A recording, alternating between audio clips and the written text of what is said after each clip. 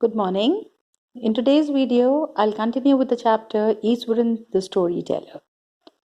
So yesterday, in my previous video, I would say, I gave you a brief introduction about the chapter. So today, we'll start from page number 13 of your textbook. So turn to page number 13.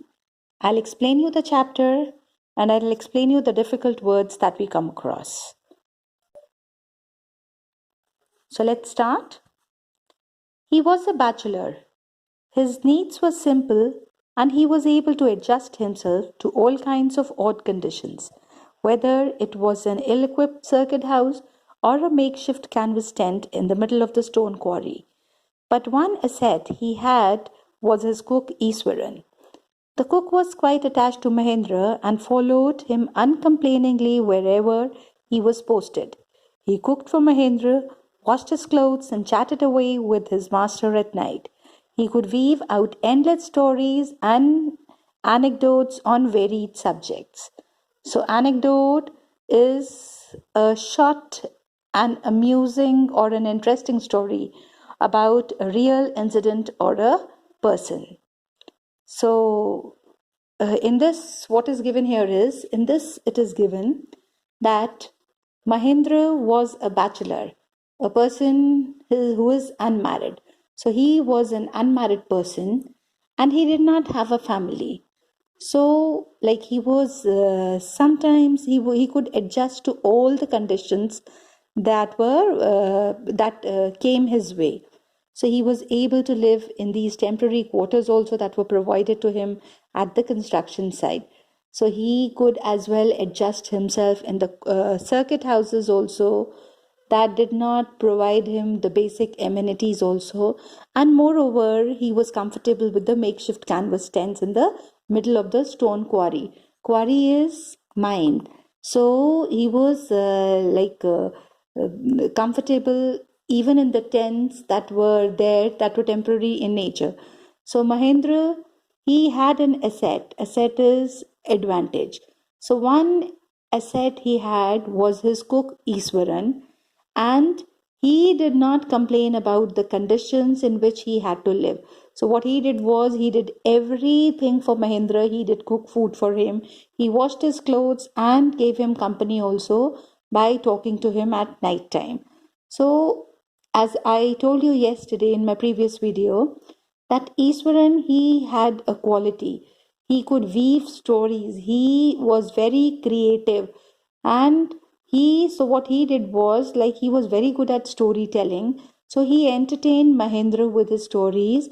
And all these stories were based on varied subject. Varied is different subjects. Easwaran also had an amazing capacity to produce vegetables and cooking ingredients seemingly out of nowhere in the middle of the desolate landscape. So, desolate is uninhabited, deserted, empty, with no shops visible for miles around. He would miraculously conjure up. Conjure up means create with magic, to gather, to create with magic. The most delicious dishes made with fresh vegetables within an hour of arriving at the zinc sheet shelter at the new workplace. So now zinc sheet shelter, what is it first of all? It is a temporary place to live with the roof made of metallic sheets. So now in this, what is given here is, in this it is given that Mahendra tells Ganesh that Easwaran was a good cook. He was an amazing cook. And whenever he moved to his new location, so like I told you yesterday that he was a supervisor and he had to move for his job from one place to the other. Sometimes it was the construction site, the other time it was the railways, and like he had to keep on moving. So sometimes it was a coal mine, sometimes the railway bridge construction site, sometimes it was the chemical plant. So he had to keep on moving. So what he says is, he says that whenever Mahendra and Easwaran shifted to a new location, so what Easwaran would do is, he would gather all the vegetables and the ingredients that were required to cook. So within no time, he used to cook. And as they lived at places which were not inhabited by many people, and they were, most of the time they were in the temporary shelters with roofs that were made of metallic sheets. So it seems that Iswaran, he did some magic. He used to conjure up, and he used to gather all the ingredients out of nowhere. Mahendra would be up early in the morning and leave for work after breakfast, carrying some prepared food with him. Meanwhile, Eastwaran would tidy up the shed, wash the clothes, and have a leisurely bath, pouring several buckets of water over his head, muttering a prayer all the while. It would be lunchtime by then. After eating, he would read for a while before dozing off. Dozing is sleeping, falling asleep, dozing off. The book was usually some Tamil thriller running to hundreds of pages.